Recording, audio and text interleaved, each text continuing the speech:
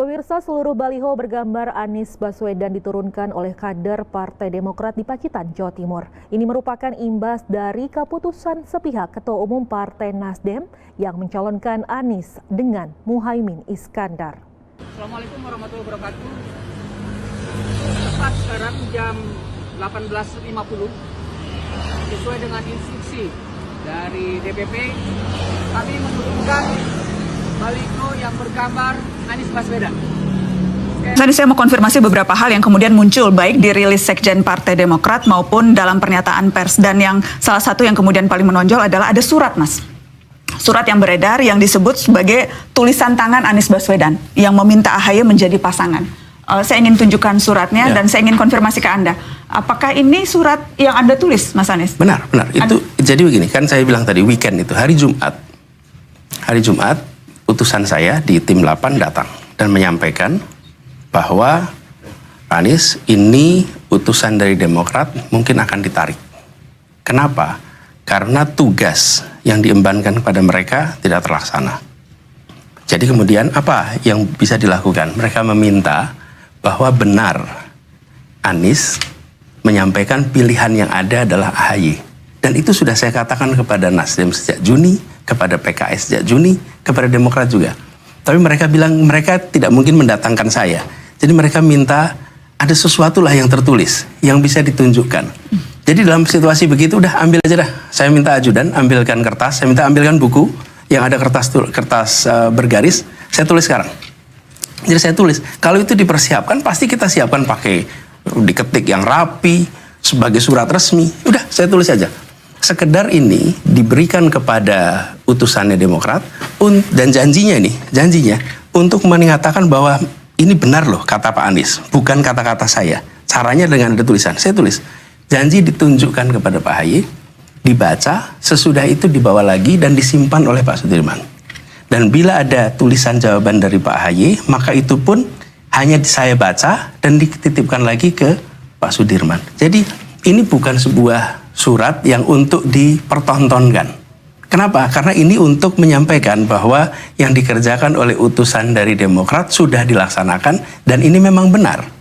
Jadi saya menulis kemudian untuk menyampaikan harapan apakah berkenan untuk menjadi pendamping.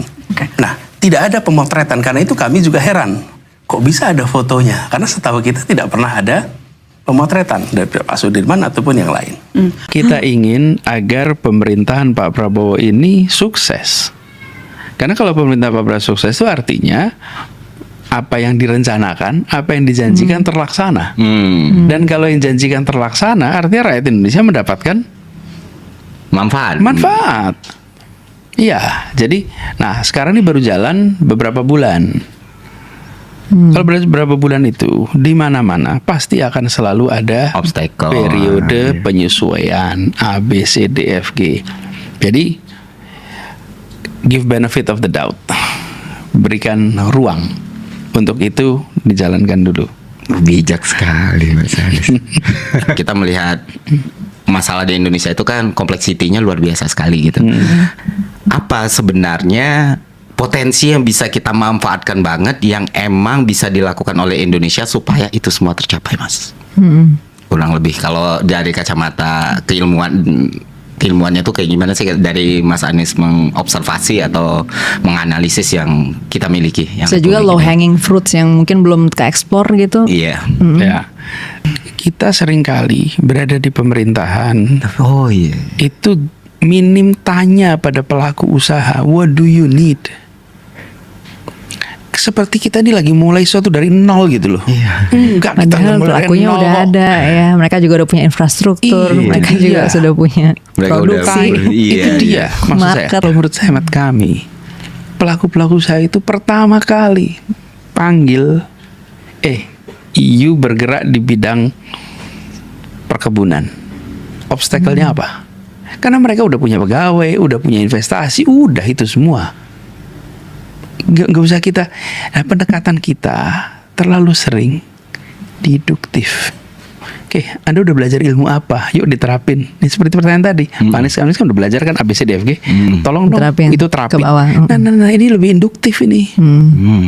Lebih induktif kenapa? Karena kita sekarang sedang berada dalam situasi di mana perekonomian kita sulit. Semua sedang menghadapi tantangan. Maka bagian dari pemerintah adalah membukakan segala macam kendala yang selama ini ada supaya mereka bisa maju. Nanti ada yang bilang, Pak, problem saya adalah soal akses perbankan. Oke, fine. Regulasi apa yang membuat itu terhambat? Pak, problem saya adalah masalah perburuan. Apa aspeknya? Pak, problem saya pada soal logistik. Jadi kita akan ketemu dengan problematika-problematika yang kemudian bagian negara itu istilahnya unlocking the potentials, kemudian membereskan barrier-barrier sini. Sebab kalau garis besarnya kita semua udah tahu polisinya, oke? Reform hukum, kemudian iklim investasi diperbaiki. Ini seperti kita ini lagi bukan negara baru kita. Ini udah pelaku usaha tuh banyak sekali. Lalu yang sudah mengantri untuk investasi itu banyak sekali. Pertanyaan, kenapa belum eksekusi? Kalau boleh saya berpandangan, fokus kita adalah mengurangi barriers, memangkas. Siapa sih yang menciptakan lapangan pekerjaan? Pelaku usaha. Pelaku usaha. Siapa sih yang menyumbang pajak? Pelaku usaha.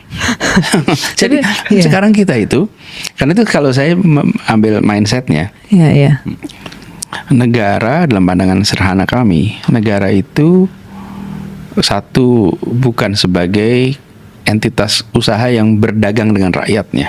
Ya, negara itu tidak berdagang dengan rakyat. Negara tidak berbisnis dengan rakyat. Yang melakukan kegiatan bisnis adalah entitas usaha. Negara mendapatkan pendapatan dari pajak akibat kegiatan perekonomian itu. Ditambah dengan adanya pemasukan yang non pajak, ya, misalnya sumber daya alam dan lain-lain. Tetapi mindsetnya bukan negara sebagai entitas bisnis, sehingga dunia usaha berkembang besar, dan semakin dunia usaha berkembang, maka semakin besar pula pajak yang akan diterima oleh negara. Tapi Mas Anies sih pendekatannya berarti negara sebagai fasilitator banget ya gitu. Maksudnya lebih banyak melibatkan private lah gitu sebenarnya ya. Lebih banyak melibatkan warga. Begini, apakah kan negara tentu memiliki badan, kan kita punya badan usaha milik negara. Ya itu dia. Iya, nah itu gimana? Itu bukan sebagai pemain, itu berarti negara sebagai pebisnis jadi juga. Negara ini memiliki dua tangan. Yang satu adalah birokrasi, yang satu adalah korporasi. Tapi dua-duanya memerankan fungsi pembangunan. Pembangunan yang satu menggunakan tangan birokrasi, satu menggunakan tangan korporasi. Kapan korporasi, kapan birokrasi, tergantung atas kegiatan yang dibutuhkan. Kita kalau di dalam dunia usaha, maka bottom line-nya adalah keuntungan. Kalau di negara, bottom line-nya adalah kebermanfaatan, manfaat. Manfaat itu beda dengan benefit, itu beda dengan profit. Negara harus menghasilkan benefit untuk rakyat. Halo teman-teman, berjumpa bersama saya di Politik Dangi. Luar biasa sekali bagaimana pidato dari Anies Baswedan ya, calon presiden 2029. Dan ini menarik teman-teman, bagaimana langkah beliau ini selalu ditantang ya, selalu diremehkan banyak orang. Kita tahu bahwa Anies Baswedan memang banyak sekali musuhnya ya. Ini bukan musuh Pak Anies ini bukan orang-orang biasa, tetapi para penguasa, para ketua-ketua umum partai.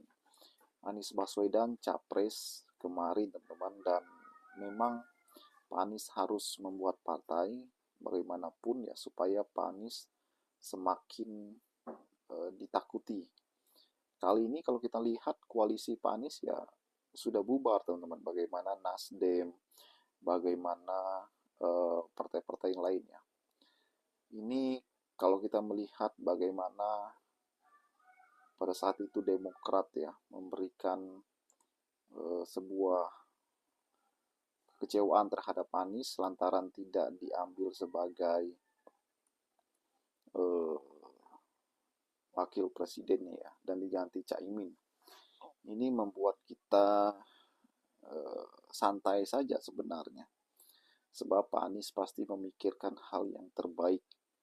Inilah Pak Anies ya, calon yang punya kekuatan, yang punya basis massa yang banyak. Kita tahu bahwa suatu saat Anies Baswedan akan menjadi calon presiden lagi. Kita yakin Pak Anies bisa memenangkan kontestasi nanti, teman-teman. Ya. Apalagi Pak Anies saat ini sangat dicintai masyarakat ya. Itu adalah modal yang cukup besar untuk maju di Pilpres 2029. Bagaimana menurut kalian?